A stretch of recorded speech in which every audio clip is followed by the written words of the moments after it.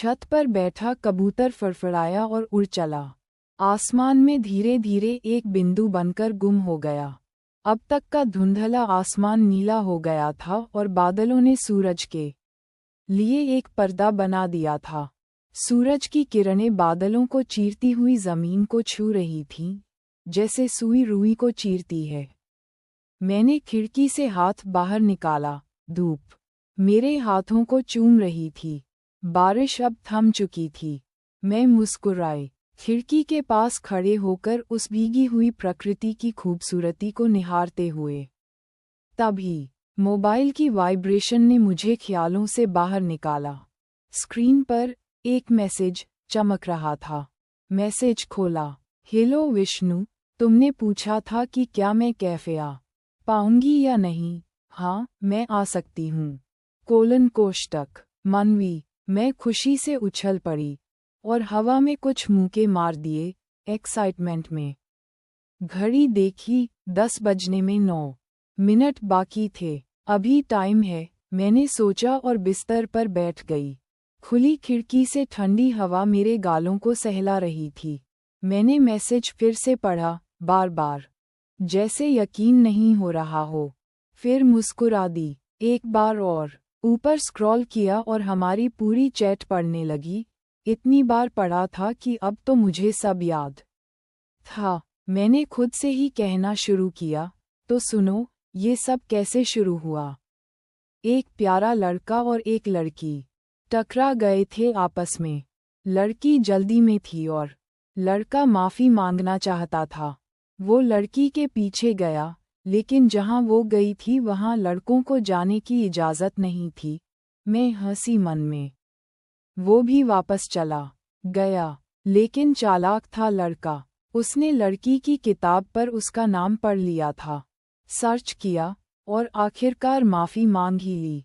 मुझे बुरा नहीं लगा, लड़की ने जवाब दिया। लड़के के चेहरे पर मुस्कान आ गई और उसने लड़की को भी हंसा दिया अपनी कहानी बताकर। पहली बातचीत लंबी चली, फिर अगली और अगली भी। दोनों को एक दूसरे को समझने का मौका मिला। वो क्रिकेट का दीवाना था और वो भी। वो अच्छा कुक था और लड़की को कुकिंग पसंद थी। वो फिल्में देखने का शौकीन था और वो हर नई रिलीज का पहला शो मिस नहीं करती थी। धीरे धीरे बहसें भी मजाक बन गईं। नाम बदल गए, असली नहीं रहे। विश्वास पैदा हुआ, राज बांटे गए और छोटी छोटी खुशियां एक दूसरे को तोहफे में मिलीं। अब मिलने की बारी थी।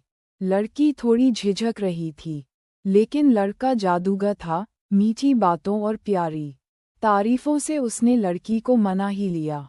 घड़ी पर दोबारा नज़र डाली। अब मैं लेट थी। मैं उठी और जल्दी से तैयार होकर बाहर निकल गई। रिक्शे में बैठी थी। फ़ोन फिर से वाइब्रेट हुआ, 2 बार। मैं समझ गई, मनवी पहुंच गई है और मैं लेट हूँ। लेकिन खुद को नहीं कोसा, कहानी को कोसा।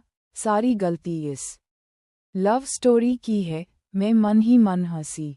रिक्शा रुका, मैंने पैसे दिए और कहा, रख लो बाकी। मेरी बेसब्री और खुशी दोनों साफ दिख रही थी। कैफे में दाखिल हुई। बड़ी ई की ठंडी हवा ने स्वागत किया। अंदर नज़र दौड़ाई। एक हाथ लहरा रहा था, वो थी।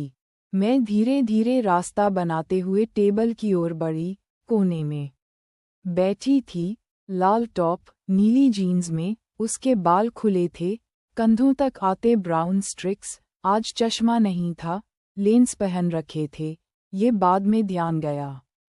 मैं सामने वाली कुर्सी खींचकर बैठी। उसने चेहरा घुमा लिया, नाराज़गी दिखाने के लिए। मैंने डायरी और पेन निकाला, बड़ा सा सॉरी लिखा। पेज फाड़कर उसकी ओर बढ़ा दिया। उसने पढ़ा, हल्की मुस्कान दी, फिर वापस नाराज़ चेहरा बना लिया। फिर उसी पेज को पलटा और कुछ लिखा और हाथ बांधकर चेहरा दूसरी तरफ कर लिया। मैंने पेज उठाया, लिखा था, माफ़ किया, लेकिन सॉरी फी अभी बाकी है। मैं मुस्कुरा दिया। ऊपर देखा, वो मुझे देख रही थी, और फिर झट से चेहरा फेर लिया। मैं उठा, धीरे धीरे उसके पास गया, उसके गाल पर एक प्यारा सा किस किया। वो मुस्कुराई और भौहें उठाईं। मैंने फिर डायरी में लिखा, तुम्हारी सॉरी फी सबसे अच्छा तरीका, और शायद इंटरेस्ट अभी बाकी है।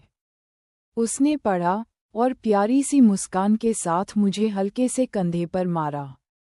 इतने में कॉफ़ी आ गई। मैंने कॉफ़ी की चुस्की ली और सोचा, जिंदगी कितनी खूबसूरत होती है। दो गूंगे लोग एक कैफ़े में बिना बोले भी कितना कुछ कह गए, बस एक डायरी और एक पेन के सहारे।